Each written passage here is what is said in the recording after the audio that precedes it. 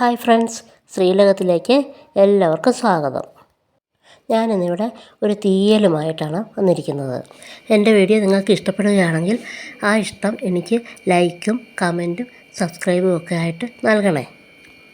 അങ്ങനെ ഞാൻ പാവയ്ക്ക കൊണ്ടുള്ള തീയലാണ് ഉണ്ടാക്കാൻ പോകുന്നത് ഇന്ന്. അതിനുവേണ്ടി ഒരു പാവയ്ക്കയും ഒരു സവാളയും 2 പച്ചമുളകും ഞാൻ എടുത്തിട്ടുണ്ട്. പാവയ്ക്കയും സവാളയും കനം കുറച്ച് അരിഞ്ഞെടുത്ത് വെച്ചിട്ടുണ്ട്. ഇവിടെ ഞാൻ തേങ്ങ വറുത്തെടുത്ത് സ്റ്റൗ ഓഫ് ചെയ്തതിന് ശേഷം ആ തേങ്ങയുടെ ചൂടാറുന്നതിന് മുമ്പ് തന്നെ അതിലേക്ക് സ്വല്പം മല്ലിപ്പൊടി, മുളക് പൊടി, കായം, സ്വല്പം പുളി, കറിവേപ്പില എല്ലാം കൂടി ഇട്ട് അരച്ചെടുത്ത് വെച്ചിട്ടുണ്ട്. ഇനി നമുക്ക് തീയലുണ്ടാക്കി നോക്കാം.